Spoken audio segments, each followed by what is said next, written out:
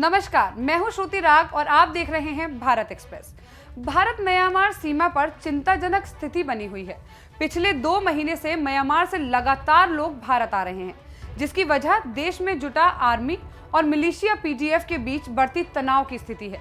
इसके चलते वहां लगातार गोलीबारी हो रही है। दरअसल म्यांमार में फरवरी 2021 में लोकतांत्रिक सरकार को हटाकर सेना ने कब्जा कर लिया था।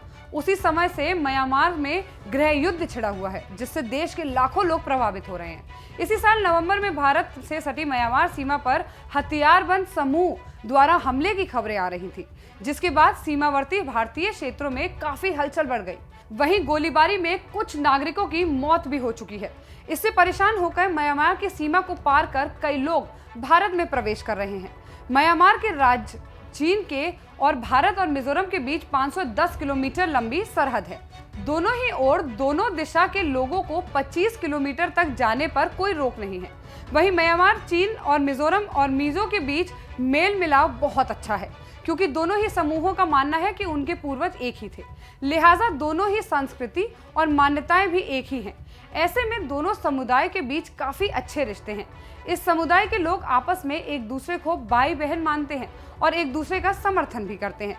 इसी कारण म्यांमार के विस्थापियों को मिजोरम में पूरा सहयोग मिलता रहा है और दोनों देशों की सीमाओं को पार करना लोगों के लिए आसान रहा है। हाल फिलहाल की स्थिति में अनुमान है कि म्यांमार के 5000 विस्थापित लोग दोनों देशों के बीच की सीमा में प्रवेश कर चुके मिजोरम में पहुंचे हैं। इसके अलावा 12 नवंबर की शाम को चीन नेशनल आर्मी और उसके समर्थित समूह ने भारतीय सीमा के पास रिखाद्वार कैंप और खावपानी कैंप पर बड़ा हमला किया, जिसके चलते म्यांमार सेना के 43 सैनिक भागकर मिजोरम पहुंचे और भारतीय पुलिस के सामने आत्मसमर्पण कर दिया। हाल ही में मिजोरम के नव शपथ ग्रहण करने वाले मुख्यमंत्री लाल दोहामा ने बयान दिया कि उनकी सरकार म्यांमार से आए शरणार्थियों को सुरक्षित आश्रय प्रदान करना जारी रखेगी। लाल दोहोमा के इस बयान से ये साफ हो गया है कि वो म्यांमार के शरणार्थियों को पूरी तरह सहयोग करने के लिए तैयार हैं। वहीं मिजोरम की सेंट्रल मिजो यूथ एसोसिएशन अपनी शाखाओं से दान लेकर म्यांमार के शरणार्थियों के कैंपों में दाल, चावल, सब्जी, कंबल और बर्तन जैसी जरूरी चीजें उपलब्ध करा रही है। म्यांमार में साल 1948 से गृह युद्ध जारी है। वहीं 1962 से 2011 के बीच ये देश सैन्य शासन के अधीन था। इसके बाद साल देश में हुए चुनाव में आंग सान सू की नागरिक सरकार को जीत हासिल हुई, जिसे फरवरी 2021 में गिराकर सेना ने सत्ता पर कब्जा कर लिया। तभी ये दोनों के बीच हमले जारी हैं। साल 2023 के मार्च के आंकड़ों के अनुसार मिजोरम की राजधानी आइजोल और अन्य जिलों में म्यांमार के चीन से आए लगभग 31,500 शरणार्थी रह रहे हैं। मिजोरम के गृह विभाग के अनुसार मिजोरम के सभी जिलों में म्यांमार के शरणार्थी हैं, जिनके लिए राज्य में 160 शिविर लगाए गए हैं, जिनमें लगभग 13,000 शरणार्थी रह रहे हैं। वहीं बाकी शरणार्थी अन्य जगहों पर रह रहे हैं। वहीं हाल ही में हुई हिंसा के बाद 5,000 और शरणार्थी मिजोरम पहुंच गए हैं।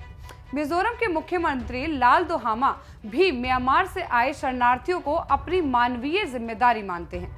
उन्होंने कहा है कि भारत की आज़ादी के समय जब ब्रितानी साम्राज्य ने भारत का बंटवारा किया था, तब मिजो लोगों को बांग्लादेश, भारत और म्यांमार के बीच बांट दिया गया, लेकिन इनमें अभी भी भाई जैसा रिश्ता है और ये सभी अपने आप को एक बड़े समुदाय का हिस्सा मानते हैं। उन्होंने आगे कहा कि सहानुभूति दिखाना हमारी मानवीय जिम्मेदारी है। अगर लोग हमारे यहाँ आएंगे तो हम उन्हें जबरदस्ती वापस नहीं भेजेंगे। म्यांमार से आ रहे लोग हमारे मिजो के लोग ही हैं। मिजोरम 13.5 लाख आबादी का एक छोटा सा प्रांत है। ऐसे में विश्लेषक मानते हैं कि म्यांमार से लगातार शरणार्थी की वजह से आते हुए राज्य की अर्थव्यवस्था पर भी इसका खासा असर पड़ रहा है। वहीं अंतर्राष्ट्रीय स्तर की माने तो म्यांमार के संकट पर ध्यान नहीं दिया जा रहा है, जिसके चलते इसका समाधान नहीं निकल रहा है। इसके अलावा हाल ही में सीमा पर बढ़े हमलों के चलते जोखा थार में सीमा के पार होने वाला कारोबार रुक गया है, जिसकी वजह से बहुत से सामान का आयात नहीं हो पा रहा है। इसी के चलते स्थानीय स्तर पर सामान की कीमतें बढ़ रही हैं, जिसका असर राज्य की अर्थव्यवस्था पर भी बढ़ रहा है। वहीं मिजोरम में राजस्व के साधन सीमित हैं। ऐसे में बड़ी संख्या में म्यांमार से आए लोगों को संभालने से इसका असर राज्य के बजट पर देखने को मिल सकता है। साथ ही में इससे सुरक्षा व्यवस्था भी प्रभावित होने की संभावना है।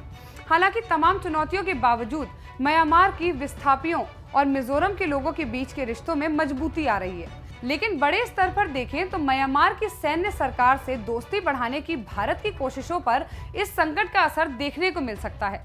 हालांकि ये अंदाजा फिलहाल किसी को नहीं है कि म्यांमार का ये गृह युद्ध कब समाप्त होगा और वहां से आ रहे विस्थापियों का क्या होगा। फिलहाल की स्थिति देखते हुए ये अंदाजा लगाया जा रहा है कि म्यांमार से आ रहे विस्थापियों की संख्या में आने वाले समय में बढ़ोतरी हो सकती है। इस वीडियो में फिलहाल इतना ही। बाकी तमाम खबरों के लिए देखते रहिए भारत एक्सप्रेस।